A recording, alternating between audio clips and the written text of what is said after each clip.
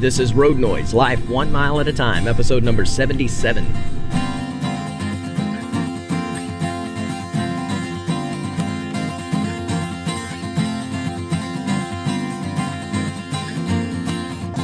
Welcome into another episode of Road Noise, life 1 mile at a time. I'm your host, Michael Blackston, and you're sitting alongside me in the passenger seat as together we learn to live life 1 mile at a time. On my commute to work this morning, I'm headed to Birmingham, Alabama. I'm about an hour away, maybe 45 minutes away. And today we're going to talk about my next stage, the next step in my working career. I was a Walmart portrait photographer. Do you remember those? I don't even know if Walmart still has any of those. Maybe there are a few scattered around and different companies have kind of come in and taken over and done stuff, I think, since I was there. But back in the 90s, I was a Walmart portrait photographer. And that was an interesting job. I got the job based on the fact that I had done a little bit of photography myself. My dad was a professional photographer for a while. My grandpa spent most of his late adulthood as a professional wedding photographer, and I knew a good bit about photography. So I remember when I went and interviewed for the job at Walmart that those were two things that they were very interested in because I had some knowledge based on those. But before I get into that, I want to run by a couple of other things, because as I was kind of listing some stuff, saying, am I leaving anything out in this series of what I did for work? And is there some things that, or are there some things that maybe are interesting, but not necessarily that important to dedicate an entire episode to, that I can just sneak inside of the main one that I'm doing? And I realized that there were several little things that I did, if only for a couple of weeks, that I could kind of tell you about during the main portion of one of the main topics of the careers that I've had throughout my life. And so I have two of them in this one, because right after I finished Showtime International, and I quit that I told you about in last episode, and I worked for Terminix for a short time there as well, the pest control organization. I was looking for work. I needed something, and it got desperate for me for a minute. And so I took a job at a place, I can't remember what it was called. It's right on the tip of my tongue, and I spent the morning before recording this trying to remember exactly what it was, or what was the name of this restaurant, but it's really not that important. It was a fast food single franchise. Or it wasn't a franchise, it was just a single entity fast food joint that kind of was a tradition. A Saturday morning tradition, especially in Anderson, South Carolina, where I was living at the time. And their specialty was breakfast biscuits. In fact, I don't think they may have closed after breakfast. I can't remember, but I got a job there as really doing a little bit of everything. I mean, when you start off in fast food, a lot of times you're kind of doing everything. You're mopping the floors and cleaning the bathrooms and wiping the counters and then learning to take the orders and all that stuff. I started right from the beginning there, right at the bottom rung. But it didn't take me more than about 3 weeks, I think, to decide this is not for me. Now, I do have to say that as I was growing up, in my early adulthood, out of high school, going to school, and all the stuff that I was doing during this time of my life, I had a lot of learning to do. I was very immature, just like a lot of people that age.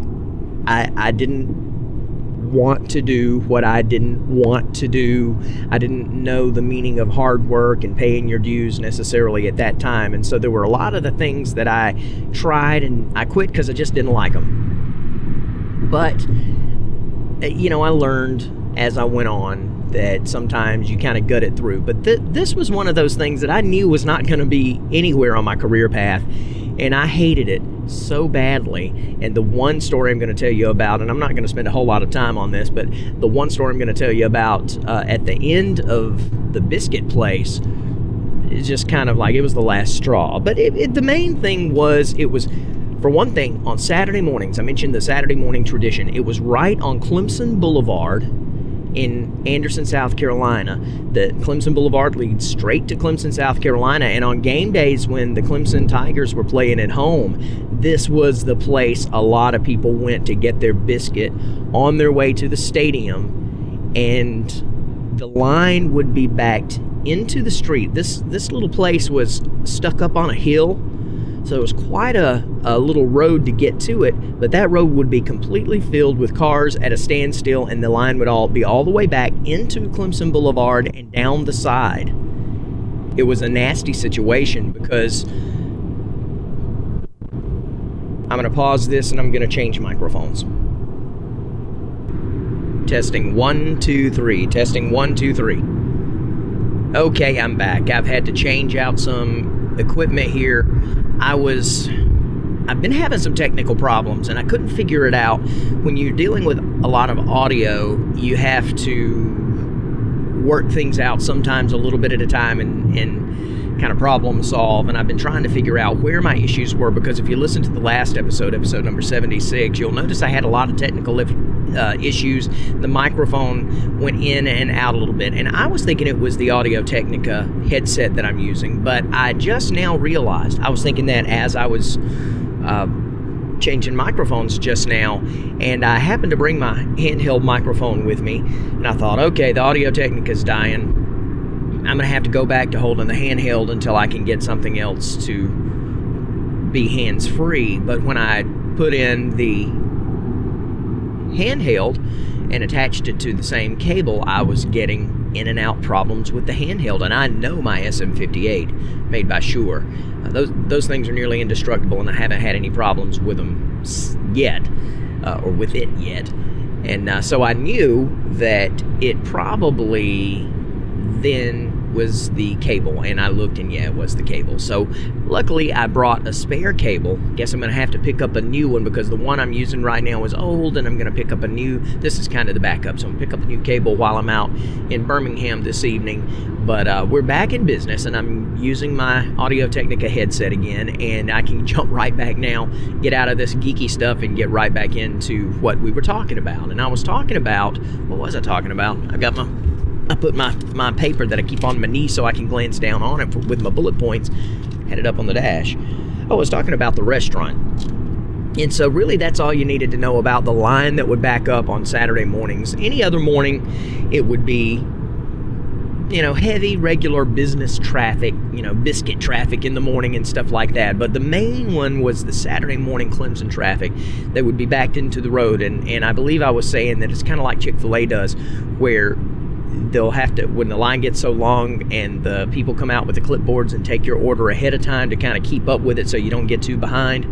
Well, you had to do that, and that kind of wet my feet into that. And I worked a couple of Saturdays, and I had already decided, though, that this wasn't going to be for me, and I wasn't going to stay with it very long, simply because when I would come home at night, remember how in last episode I told you with Terminex I would come home with my eyes burning from the chemicals we used.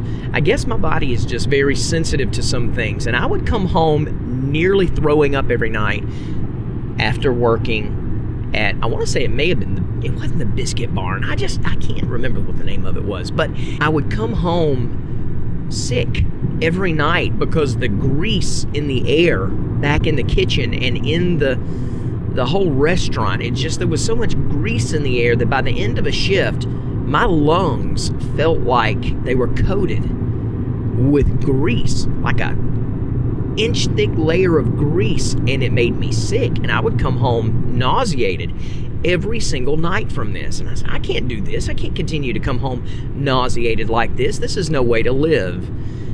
There are other jobs out there that pay just as well as better than this one. So as soon as I get an opportunity, now I wasn't going to quit this job immediately, because I have always known that the best way to handle employment is, if you want to get out of something, fine, go look for something else. Be happy in your job, but don't just quit before you have something else, because then you got problems. Well, I had decided that I was going to quit, and so I started looking at other jobs, and I found this ad in the paper for people who were going to be perfume salesmen. So If your little red light might be going off, ding, ding, ding, if you have ever seen the ads in the paper. And I'm going to tell you about being a perfume salesman really quickly, because that was even quicker a situation than the biscuit place before I quit that, but I'll get to that in a minute. I went ahead and said, okay, I got this job. I went in for the interview, and I got the job as the perfume salesman, and I wanted to give a 2-week notice at the biscuit place. And so I went in and told them, okay, I'm leaving. I'm gonna give you 2 weeks though, so you can get somebody else in here. They said, great, especially as if you will stay through this next Saturday morning so we can get through the Clemson crowd, because it's a home game and we don't want to be shorthanded. It's going to be you and the assistant manager, William. William and I didn't get along from the start. He had been working there for a while. I don't know how long, but he'd been working there for a while, and he knew the ins and outs, and he wasn't a whole lot older than me, but he was this big guy. He was very insecure, apparently. That's the way I kind of felt like it was. He did not like me at all. I call him insecure because he was one of those people who liked to throw his weight around. He had been given a little bit of authority, and so he liked to act like the boss. And while he was in authority over me, he took it too far, if you know what I mean. And so William would fuss at me in front of the customers and belittle me and just really try to get under my skin. He wasn't very much older than me, and it was just a peeing contest. I mean, he just had to show who was bigger.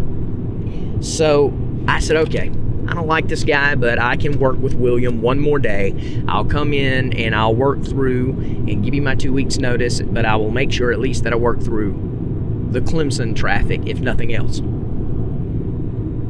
So the day came. That Saturday morning came. I was to be there at 4 o'clock in the morning. They opened at 5. The stuff started building up. The traffic started building backward all the way, starting at 5 o'clock.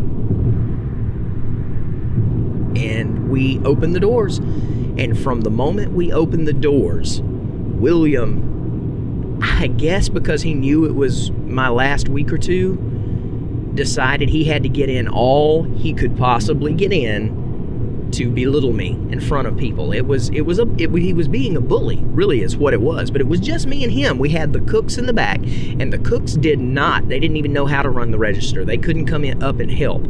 The only people working up the front and taking the orders was me and William. It was a job really for more than 2 people, but definitely more than 1. But William decided he was going to belittle me and bully me in front of the customers and just make me feel, just do the worst he could, making fun of me, and I don't want to be redundant. You get the point. I'd had enough, finally. By about 7 o'clock, I took it for 2 hours, and it was 7 o'clock in the morning. I mean, it was the worst part of that Saturday. And he's kept it up. And there was this one customer there that he did that to me too. He came up and I was having trouble with the register. Something was going on, and he embarrassed me in front of the customer and just really tried to make me look like an idiot. And when he walked away, the customer, who was an older gentleman, and he said, "Does he always treat you that way?" And I said, "Yes, sir." The man said, "I wouldn't take it." And he walked away, and it made me think. So the next customer came up, and we went through 2 or 3 different customers, and something else with the register happened. It was an old register and stuff, and I called William over to help with whatever was going on, and he did it again. Just tried his best to embarrass me in front of the customer. So I turned to him and I said, "William, that's enough." I said, "If you treat me like this one more time, I'm walking out of here, and I'm going to leave you with this line of traffic all the way to Clemson Boulevard to handle it by yourself. I've already got another job, and you know it." Well, he just laughed it off and walked away. And I kept working. 3 or 4 more customers later, he came up, and something, he was around there for whatever reason, and he did it again and looked at me as if, "I dare you." So I said, "Okay." And I laid my name tag on the counter, whatever I was wearing, smock or whatever, and said, "Enjoy it." And I started walking out the door. And you have never heard someone start groveling. No, you can't do that, Michael. I can't do all this out here by myself. You've got to do this with me. You can't leave this to me. You cannot do that. You got to stay. And I'm just ignored him, waved to goodbye. Even I could hear him as I was like, Michael, come back. I actually ran into William a few years later at Bojangles, and he was taking my order. And he didn't realize it was me. He didn't know it was me when they made it, thank God, or they may have spit in it or something. Not to say anything about Bojangles, it's just William, I wouldn't have put it past him. But I came up to the window and he handed it to me, and he looked at me and squinted and he said, "You don't remember me, do you?" And I said, "Not really." And I didn't at the time. And he said, "You left me with that line at Clemson Boulevard, and that was the roughest day of my life." And I laughed and took my Bojangles biscuit from him and just said, "Yeah, I imagine it was, but you asked for it." And I walked and I drove away. And that was that. And that whole thing. It's the last time I've ever worked at a restaurant, and it soured me on working at restaurants. I know a lot of great people who are waiters and waitresses and cooks and work at restaurants, and it's a great business to be in if that's your type of thing. But that just soured me on it. And retail altogether, the way William treated me just soured me on that. Then I was telling you I got the perfume job. That was nothing but a scam. That was knockoff, fake fragrance perfumes. And they taught you how to take your perfume, your bag, duffel bag full of perfume bottles, and our job was to find an area of town in a radius around Greenville, South Carolina, that area, and to go into local businesses and try to sell them knockoff perfumes at $20 a bottle. And it didn't take long because store managers were sick of it.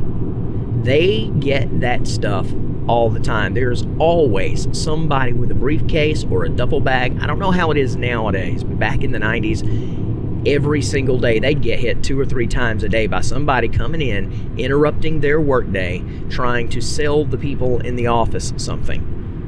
And most of the people in this perfume business lasted for a couple of weeks. Now, to hear them tell about it, and when I was doing the interview, the way the guy that ran it was telling it, I mean, it was a business opportunity. We're going to make a lot of money. People love this stuff. You got the freedom to just sell what's in your bag. And hey, if you sell your bag by noon, you're done for the day. You know, they made it sound wonderful. And as a young, naive, really child, not long out of high school and still at Tri-County Technical College in Pendleton, South Carolina, doing radio and TV and stuff, trying to do stuff on the side during the day.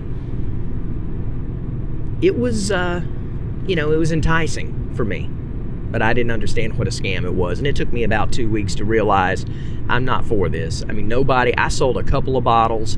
I would come in every afternoon with hardly anything sold, and they'd give me the old, "Attaboy, good try," because they'd lost nothing. You brought the perfume back that you didn't sell, so they weren't out of inventory, and then you gave them the money that you made from what you did sell. And I, like I said, only sold a couple. I did more getting tossed out by bosses than anything else, and I don't like confrontation, and I don't like negativity, and so after a couple of weeks of that, I said, that's it for me. So let's jump ahead. I'm out of work again. I need some money. I need a job. Walmart Portrait Studio put an ad in the paper, and I applied. And as I said before, I think partially because I was new blood and willing to do it. I had a performance background, which I later found out was important for doing that job. And because my grandfather and my father either were at the time or had been professional photographers, it all kind of was a perfect storm, and they said, this guy we can train to do it. I had an artistic eye. We can train this guy. So Walmart Portrait Studio hired me. I went in for a couple of weeks of training, and they put me in the store in Anderson, South Carolina. It was an okay job. I didn't hate it. I didn't care for it, but I didn't hate it. And I worked there, I think, a couple of years before I got out of that. there was a time where 2 years was about the maximum I ever worked anywhere, and I've just always had a spirit that I wanted to do something different. And so a lot of my work life, it would be in 2-year spans or less, because I would do something, get tired of it, and move on. And I would always find a job that was supposed to be better than the one I had, and so I would quit the one I had to go to that one, and I would think I was moving up the chain, just in different careers. Walmart, most of what you did was babies and toddlers and young children. You had to learn the art of bubbles when you did the Walmart portrait photography. There were basic poses and basic lighting schemes that they taught you. And this was before digital cameras. I think, I don't think I know. All that stuff's digital now. You do it, they can all automatically see on a screen what the pictures are being done. If you go into somewhere like that, they can automatically see the pictures right then and there. And in fact, I think they go ahead and sell the packages before they're printed right then, if I'm not mistaken. And if you work somewhere like that and I'm telling any of this stuff about today and making assumptions and I'm wrong, please contact me and let me know. I want to be set straight on that type of thing. But at the time, we used actual film. We had to learn how to change film canisters blindly in a bag that you stuck your arms in. It was a black bag that kept out all the light, because if anyone is out there who knows anything about film photography, if you get light onto a blank film, it will ruin it. So everything has to be done in complete darkness. So we'd have to change out the film canisters, and when the film was empty, and do that blindly. You stuck your arms in this bag and you had to learn to do it by feel.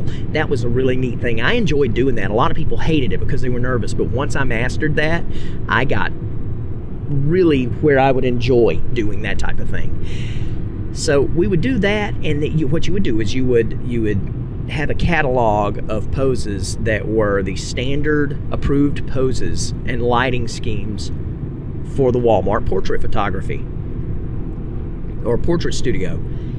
And when people came in, you would shoot them according to those. You could let mom look at the picture through the camera before you took the shot, make sure everything was framed the way she wanted it. And I say mom because mom was usually the one to do it. It was rarely a man that would come through there unless he was being forced to come through and be a part of a family shot or something. Most of the time it was mom bringing her kids. And so you had to be really good at bubbles to get the kids to laugh and to smile, and making motorboat noises. I remember making a lot of motorboat noises and really acting silly and like a little clown for the kids. I feel like that trained me really well for doing things on stage later in my life when I really got into the stage acting, because you get to be known by everybody that works there at Walmart as the clown. Because when people are walking by and you're taking pictures of kids, and especially babies and toddlers, and you're trying to get them to smile, you're making mouth noises and blowing bubbles and acting like a clown. You're being wild and big, and I think that helped train me to be able to be goofy and do things that would normally embarrass other people and seem silly in front of others. It got me used to it. And it wasn't just people who were coming in as an audience expecting that on a stage. These were people walking by who wasn't expecting to see that. But there I was, being a clown, and I had to learn to do that. And that was a neat part. At first it was odd and embarrassing and made me feel really, like everybody was looking and pointing at me, but it quickly became part of the job, and you're known for it, and everybody understands what you're doing. So I learned how to do that, and that was a valuable part, I think, of my future endeavors into the stage, teaching me how to do that stuff. There were some other things, though, that were not very comfortable. I'm going to tell you 3 stories. One is about cultural differences. Another one is about who I call the crazy look lady, and then the fallen baby, which the falling baby is what actually made me have to finally say I'm done with this. So let's get to those 3 in a row from in the order that I told you. Cultural differences. My manager would not sell packages to a certain race of people. I'm not going to tell you who my manager was, And I'm not going to tell you who the race of people was. It's probably not what you're thinking. I will say it wasn't black people. It wasn't the African American race. She had no problem working with African Americans, even though my manager was Caucasian. But there was a certain culture from a different country she refused to sell to unless she was the only one there.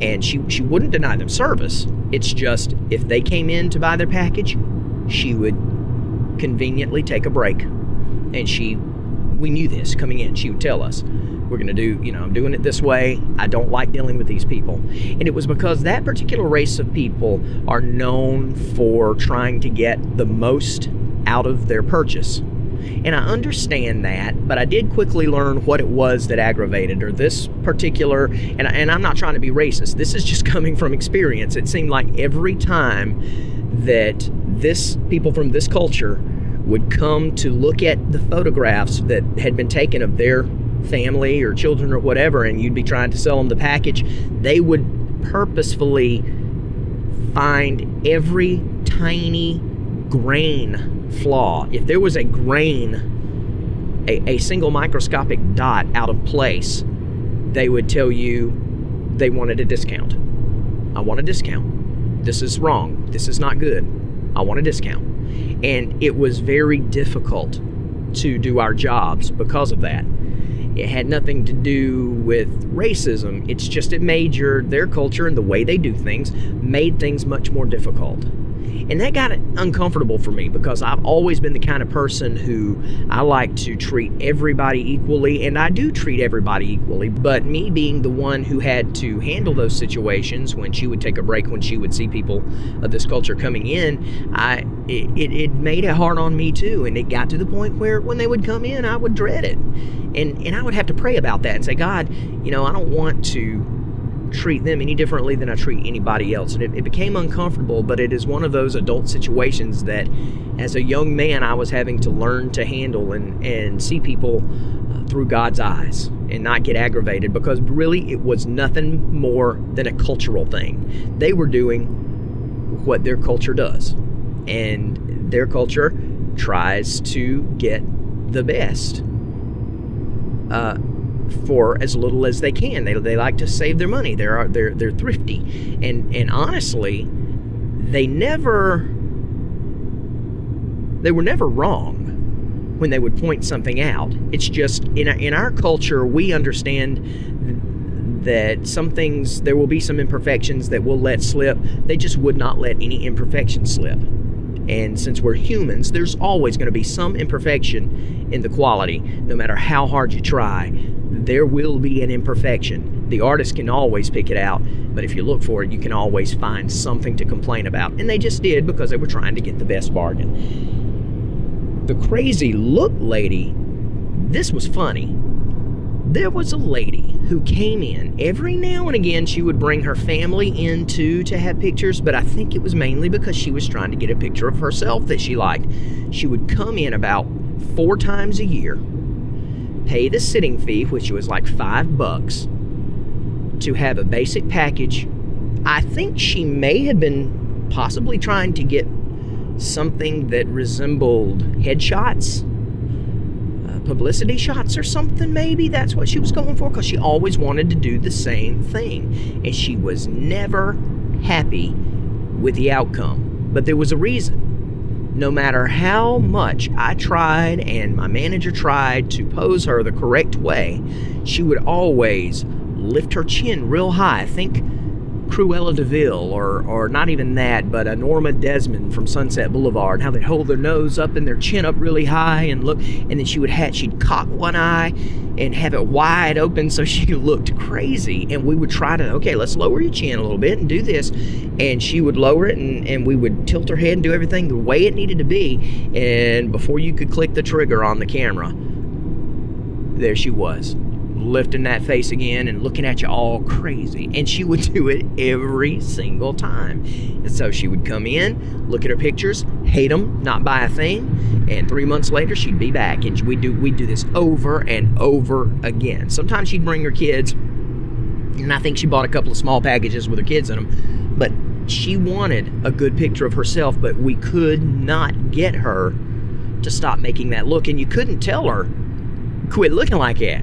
Don't be looking like that right there, because you look like a crazy person. No, there was no telling her that. You had to be tactful. So we just tried our best to get photographs of her in the right poses, and it never worked. It never worked. And then the thing that got me out of the Walmart portrait studio, I was already ready to get out. I was already looking for reasons to find something else. And my stepdad had already started telling me how much he was doing and how well he was doing selling motorcycles at the Honda Yamaha shop, to tease next week's. He was selling motorcycles and there was a job opening, and so I had an opportunity awaiting for me, and I was making the decision. I was going back and forth on whether I wanted to do this because I knew nothing about motorcycles, and at least this job had a little bit of fun attached to it. I couldn't find anything that I thought would be fun about selling motorcycles, so I was thinking about it, and one day this lady comes in, and she's got a relatively newborn child, a child that cannot sit by itself. Now, we were prepared for that. We had a wooden triangular box, I guess triangular box doesn't, I guess that's kind of a contradiction in terms, but it was a triangular structure that the baby could sit in with a hole cut out of the back, and we would place a sheet or a soft gray or whatever color that, I think we had gray, black, and white, whatever would match the background best, that had a slit in it. So basically what you would do was situate the baby kind of wedged into this triangular box that would have that sheet or that drapery draped over it, but mom or dad, whoever, could put their hand through the back of the wood and through the slit in the drapery and hold the baby. And that way the baby would be there, and it looked like it was sitting, but we would crop it so close, we would do a close-up, and you'd never see the parent. You'd never see their arm. The problem was, moms had a bad habit, and I say moms plural because moms, they did this all the time. We would situate them in there, and they would feel like the baby was secure, and they would suddenly jump around to see what it looked like from the front. They could not trust me. They couldn't stand not being able to see what the picture was going to look like beforehand. But we would have to say, Mom, I need you to stay back there and keep your hand on the child. Hold on to the child because it can't sit up. It will fall. And we had it up on a table that stood about 3 feet high. And we didn't want the baby to fall. But it was constant. Mom, I need you to sit back down, please. Sit down and hold on to your baby. We can't have her fall, and we can't have him tumbling over the side. Well, this one day, the last straw, I had a mom that had no ears on her head. I would position her. She would immediately get up and look and let go of that baby, and that baby would start going to the side. I couldn't get the job done because I would have to step away from the table to get out of the shot and stand back to click the shutter. But Mom she couldn't stand it. She had to get away around the table and look at the front. And I kept telling her, and I got frustrated more and more because this was a really, really young infant that could not sit up by his or herself. I don't remember the sex of the child at the moment. So it finally happened that after I told her 5 or 6 times, she let go, and I was standing back at the camera, and the second she let go, something happened. She tipped the table or something, and the baby went off to its right, my left, and it tumbled head first off of the table. Now, if you're gasping, don't worry. I was on alert because this woman, we were trained for this situation to be alert. When you had a parent that would not listen and did not seem to have the child's best interest in mind, it was up to us to always have the child's best interest in mind. And so I was kind of waiting for it. And as soon as she left and that baby started tumbling head first over the edge of the table, I dove like an NFL receiver and I caught that baby probably about a foot off the ground. And I caught him with his butt in one hand and his neck in the other, so he was supported. And I just had to sit there. And Mom, of course, is screaming, "Oh God, oh God." But I caught him. And my heart felt like it stopped. I mean, there was... I can't imagine... I don't want to recreate the feeling I have. I know what it was, but it's been so long ago, I can't exactly recall it, and I don't want to recall it because it was absolute terror. And at the same time, absolute relief that I had caught that baby, because had I not, it might have died. And that was it for me. I said, I can't do this. I'll be afraid from now on. Every time I get an infant in here, I will be absolutely petrified. And so I'm not going to do it. I'm going to sell motorcycles. And that was the end. I quit, gave him my 2 weeks notice, and went to work at the Honda Yamaha of Anderson motorcycle and watercraft store. And that's going to be what I tell you about in the next episode. I'm going to tell you about that briefly, because there aren't that many stories that go along with that. But there are quite a few stories that go along with where I left from there. About 9 months later, 9 months to a year after I started working there, I'd had enough. And you'll understand why when I tell you about the guy that ran the place. And I found a job at World Finance Small Loan Corporation. And I did that for what? 2 years before I had to tell them take this job and shove it. And I'm going to tell you all about that. There's some interesting stories in the world finance world that I'm going to tell you starting next week. So let me get, I don't know how long. I've gone a little bit over 30 minutes with this episode, right at 30 minutes. So I'm close, but I don't want to go too much crazier with the time. I'm going to get real quick and tell you about last week, because a couple of interesting things, or at least one really interesting thing. I was off last week. I had to take some time off, and so I took a week off in order to get some rest, and also I have a great friend who is the art teacher at the high school who asked me if I would help begin a mural and kind of help watch over the kids as some of his students this summer were painting a mural on a side of a building in Elberton, Georgia, where we live. And so I said, well, I've been looking for an opportunity to take a week off, so that'd be a perfect opportunity. I can get some rest, and even though I'm helping you, it's kind of the stuff I love. Unfortunately, we worked the first 2 days, then Wednesday, Thursday, and Friday, rain, and they had to cancel those 3 days of painting. We just were not able to get to it, and I hate that, because I really wanted to be with David and be able to help a lot more than I have been able to and have my hands in that mural, and to get back to work.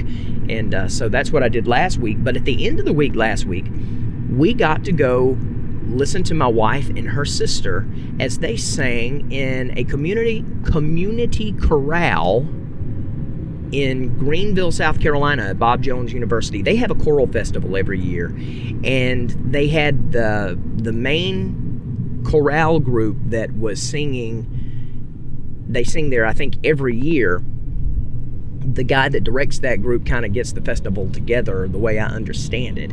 But they also, for a fee, if you're a person who reads sheet music and enjoys chorale music, you can come as one of their friends. I'm hearing a rattling now in this microphone. It's forever going to be something in this microphone system that is going to drive me absolutely batty.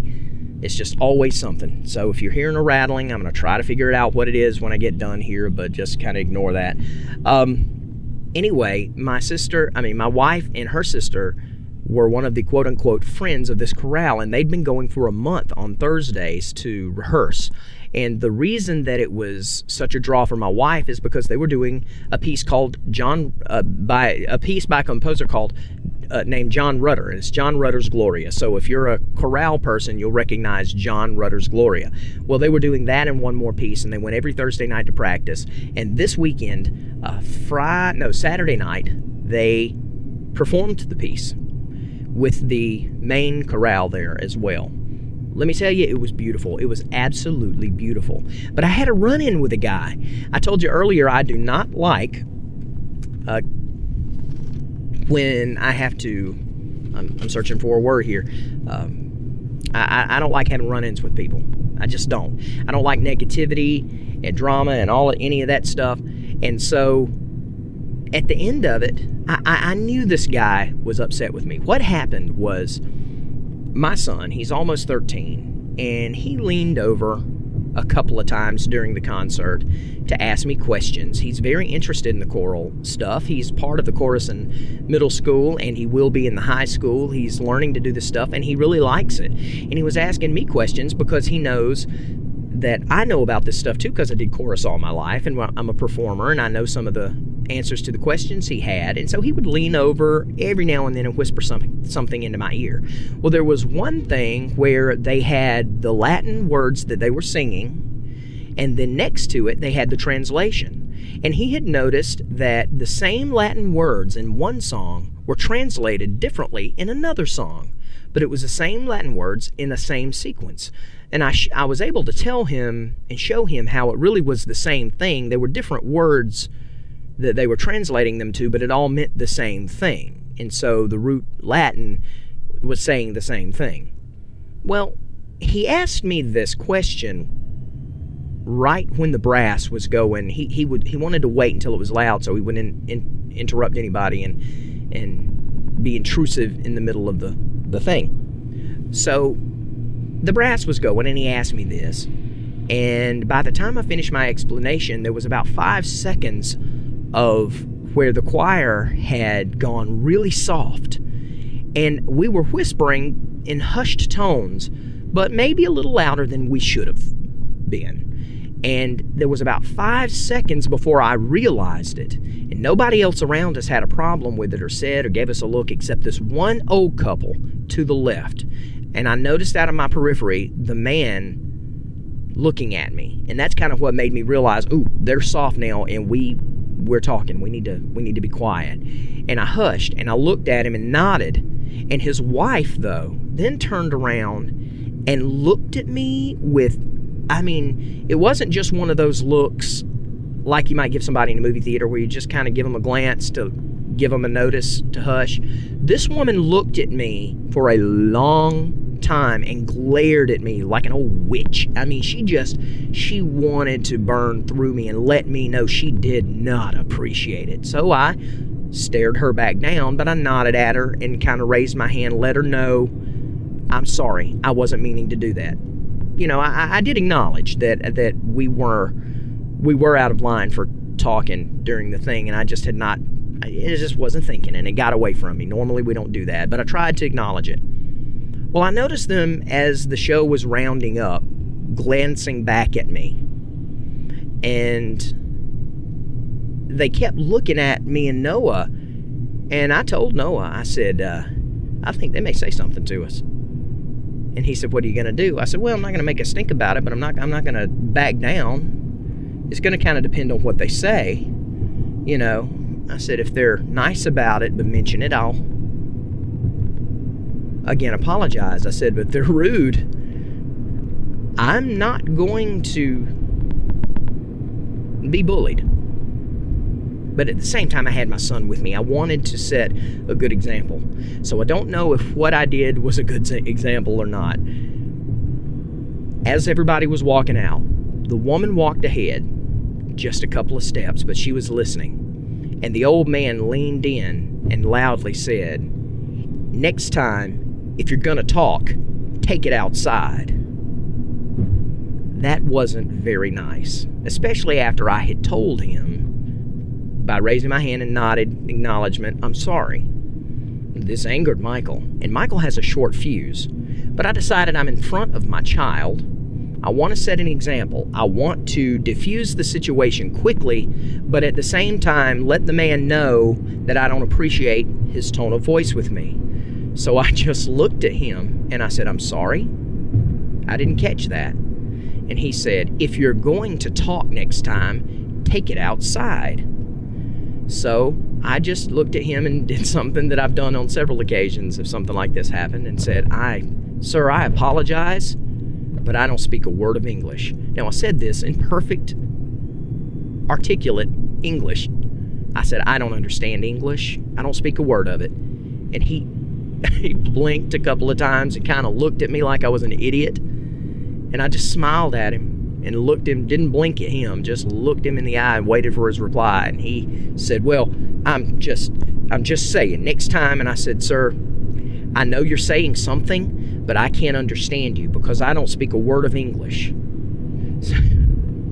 And he went to say something to my son. He looked over my shoulder and went to say something, and I cocked my eyebrow at him like, oh, you don't want to go there. Didn't say anything. I just gave him a look that made him understand he did not want to mess with my child, and he stopped. And then he walked off, and then he got about 5 paces away and then yelled it again, just take it outside if you're going to talk during one of these things. And I yelled back at him because people were looking at me and like, what's going on? And I just yelled back, sir, I know you keep talking, but like I told you, I don't understand a word of English. And he just got so frustrated.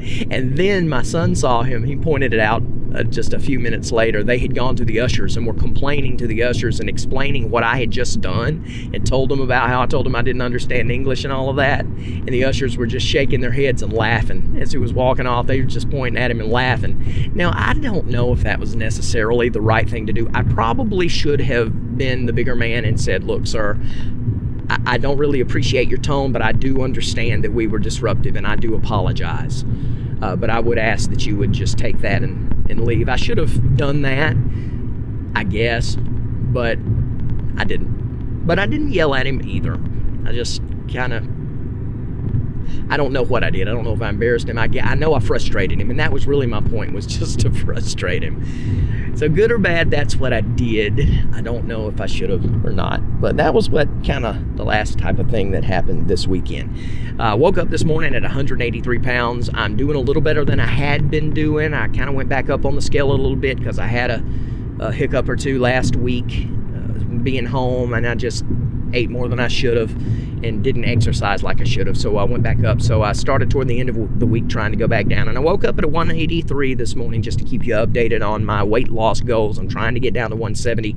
I got 13 pounds to go, hopefully. I know I'm going to see a movie tonight, and I'm going to have some buttery popcorn, so I'm going to try not to eat anything else before then, because I did get 2 sausage and cheese biscuits this morning because I was hungry. I didn't eat last night, and I was really hungry this morning, so I got 2 sausage and cheese biscuits and ate 1.5 of that, along with a thing of orange juice. But so I'm going to see how I can do this week. I'm expecting to do the buttery popcorn at the theater tonight, but I will let you know how that goes. If I do any better after that. Last week's question to ponder was, if there was one thing in the world, what would you change? Or if there was one thing in the world you could change, what would it be? I can't wait to find out what this little rattle is that keeps rattling around on this microphone. Anyway, what would it be? If you could change one thing in the world, what would it be? And I think, for me, it would be an importance would be placed back on family. I think that so many of the problems in our world could be solved if people believed in the power and the importance of raising a good family and having a good, solid family life. I think that would solve so many problems.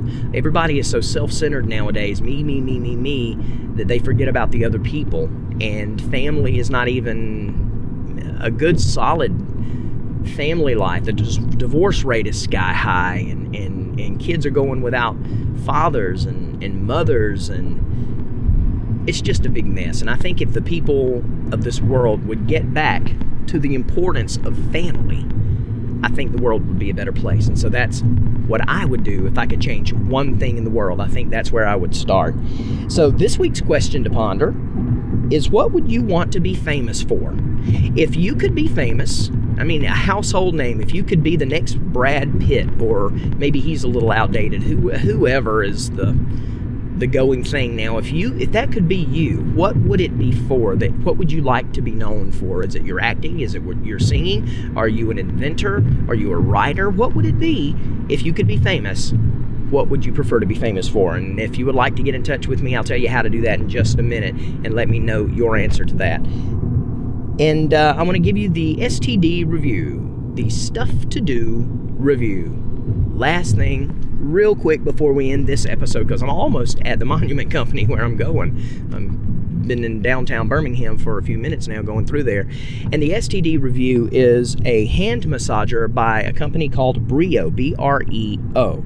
I've been looking for a hand massager, and my wife knows it because work has gotten so busy. I have just been nonstop, and my hand kills me at the end of the day. Absolutely kills me. And I've been saying I wish I could find a little device where I could put my hand in there and it would massage my hand. But I never thought to look at it. I looked shortly for a time, didn't find anything I thought looked good, but my wife found the BREO hand massager, showed it to me, and asked would I like that for Father's Day. And so that was what she got me for Father's Day.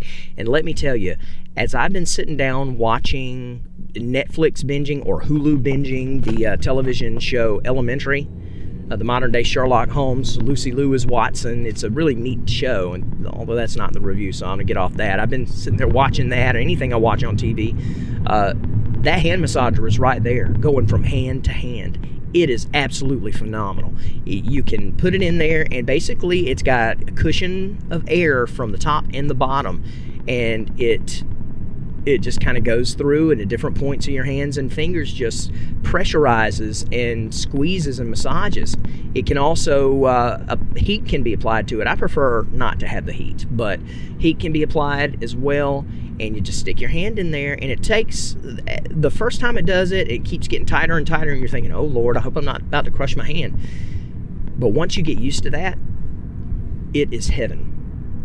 At least it is for me. And so if you're interested in one, I saw them online earlier this morning from anywhere from $80 to $130. I think the BREO company sells them themselves at about $129.99, but I saw a couple of different places where the price had been reduced, at least right now, to $80. So you can probably get it anywhere in the dollar range from $80 to $129.99, and it's the BREO, B-R-E-O hand massager. And if you're interested in it, go to BREOUSA.com and you can get all the specs on it.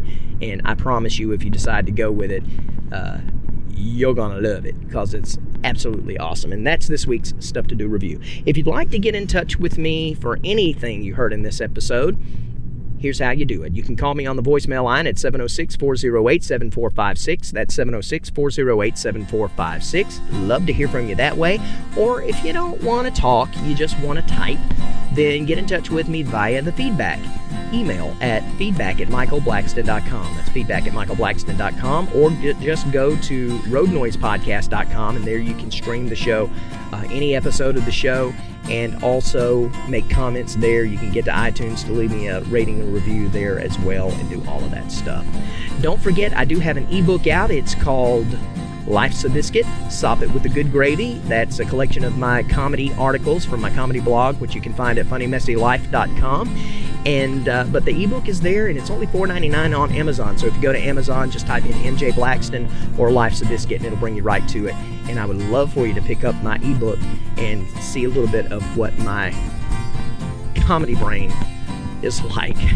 So until next episode number 78, this has been 77, and I'm Michael Blackston, and I thank you, as I'm pulling in to Clark Memorial in Birmingham, Alabama, I thank you for sitting alongside me in the passenger seat on this road trip as we learn to live life 1 mile at a time. Bye now.